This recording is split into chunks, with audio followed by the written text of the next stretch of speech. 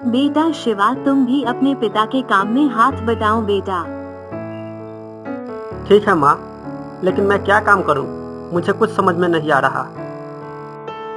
बेटा तुम ऐसा करो कि सारे खेत में खाद और बीज को डाल दो। ठीक है माँ, मैं अभी खाद और बीज को खेत में डाल देता हूँ। शिवा खेत में खाद और बीज डाल रहा था, तभी उसे आसमान में विभिन्न प्रजाति के पक्षी उड़ रहे होते हैं। तभी शिवा उन पक्षियों का पीछा करने लग जाता है। बेटा शिवा, तुम कहाँ जा रहे हो? माँ, मैं इन पक्षियों का पीछा कर रहा हूँ। बेटा तुम इन पक्षियों के पीछा क्यों कर रहे हो? आज बहुत सारा काम है, अपने पिता के काम में हाथ बटा दो ना। अगले दिन पक्षियों के साथ खेल लेना। माँ, मैं कुछ देर में वापस आ जाऊंगा। बेटा सुन तो जरा बेटा। क्या करती हो भाग्यवान शिवा? कुछ देर पंछियों के साथ खेल रहा है तो खेलने दो ना, काम मैं खुद कर लूंगा। शिवा पंछियों का पीछा करते करते जंगल में चला जाता है। तभी शिवा की नजर एक अद्भुत सी चिड़िया पर पड़ती है। वो धीरे धीरे उसके करीब पहुंचता है। अरे तू कौन है और मेरा पीछा क्यों कर रहा है? अरे ये क्या, ये चिड़िया तो बोल सकती है। कहीं मैं सपना तो नहीं देख रहा? तो कोई सपना नहीं देख रहा, मैं बोल सकती हूँ। अब जल्दी से बता कि मेरा पीछा क्यों कर रहा था? कुछ नहीं, मैं तो बस तुझे देखते देखते यहाँ तक आ गया। तुम इतनी सुंदर हो कि मैं तुम्हें पीछा करने से खुद को रोक नहीं पाया।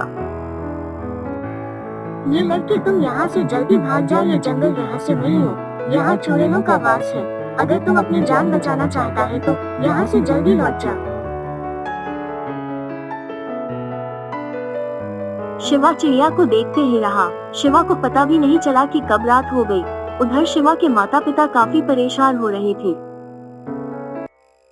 मैंने मना किया था कि चिड़िया के पीछे मत जा, ये सब तुम्हारे कारण हुआ है। तुमने ही शिवा को काफी छूट दे रखी है, अब उसे ढूंढ कर लाओ। मुझे लगा कि थोड़ी देर चिड़िया के पीछा करके और हार के वापस आ जाएगा। मुझे क्या पता था कि वो उसे पीछे पीछे हमारे नजरों से दूर हो जाएगा। अब मैं क्या करूं? वो मेरा इकलौता बेटा है। अगर उसे कुछ हो गया तो मैं कहां से लाऊंगी अपने बेटे को? तुम चुप हो जाओ, कुछ नहीं होगा हमारे बेटे को। चलो हम भी अपने बेटे को ढूंढने चलते हैं। हाँ चलो, मुझे लगता है कि वो जंगल की तरफ गया है। फिर शिवा के माता पिता शिवा को ढूंढने जंगल की तरफ चल देते हैं। उधर शिवा और चिड़िया आपस में झगड़ ही रहे थे। लगता है तुम ऐसे नहीं मानोगे, तो ये ले।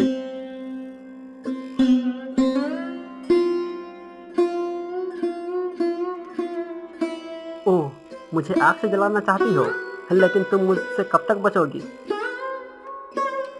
चिड़िया आग फेंक कर उड़ जाती है। शिवा ने आज तक इतनी दुर्लभ चिड़िया नहीं देखी थी। इसका आकार एक बाज के बराबर था और मुंह से आग की ज्वाला निकल रही थी।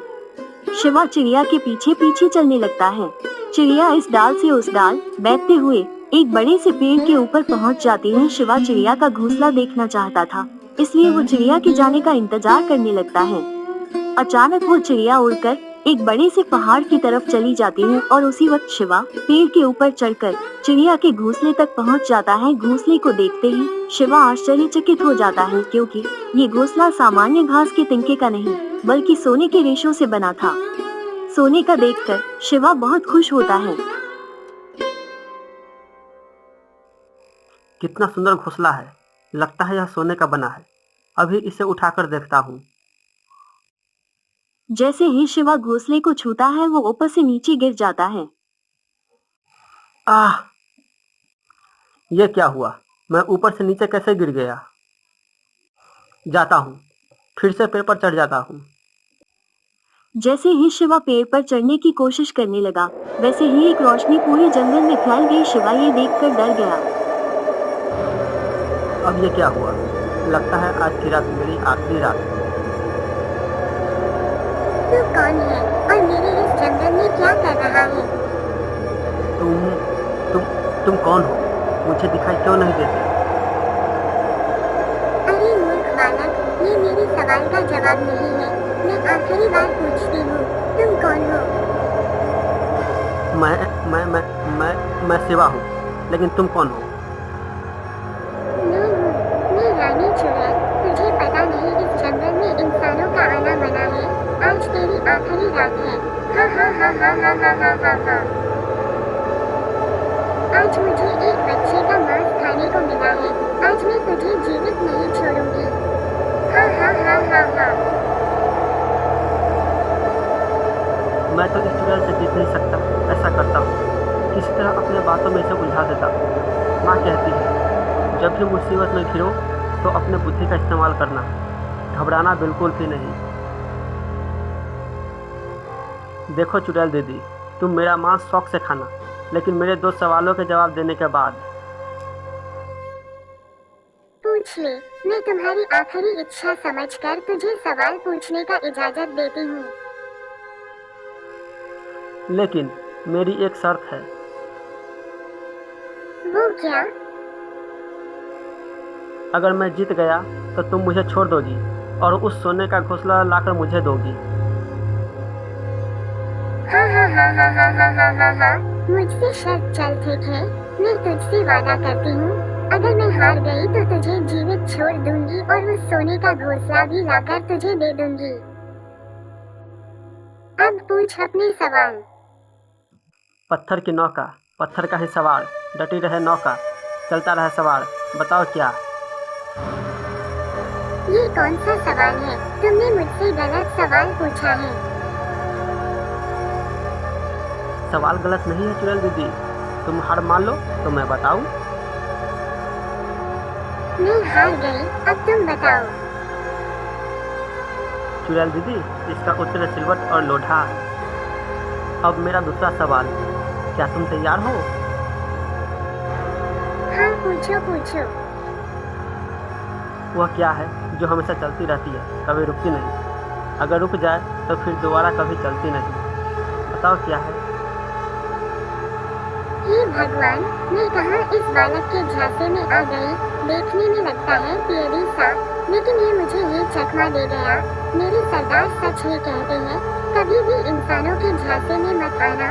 आज मैंने देख भी लिया, ये टिड्डी सा लड़का मुझे चकमा दे सकते हैं, तो बड़े तो मुझे बोतल में भी बंद कर सकते हैं। क्यों चुड़ैल दीदी, इसका जवाब भी नहीं पता? अब वादों के मुताबिक तुम मुझे छोड़ दोगी? अगर नहीं छोड़ा तो तुम क्या करोगे पियरी बालक? तुझे पता नहीं, मुझे एक बाबा ने भेजा है। कहा है कि उस जंगल में एक चुड़ैल है, तुम उसे अपने झांसों में उलझा के रखना। मैं कुछ देर में आता हूँ, उस चुड़ैल को बोतल में बंद कर दूंगा। लगता है वो पहुँचने वाले ही होंगे। मुझे माफ कर दो, मैं अभी उस सोने का घोंसला लाती हूँ।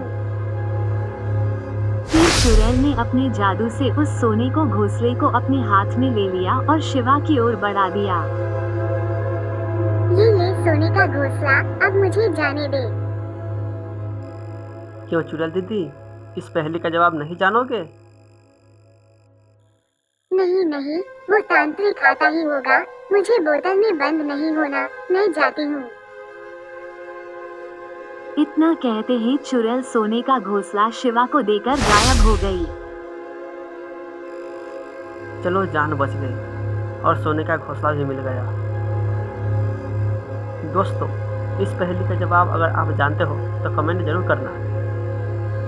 अब मैं चलता हूँ, घर पर मेरे माता पिता इंतजार कर रहे होंगे। फिर मिलेंगे नई कहानी के साथ।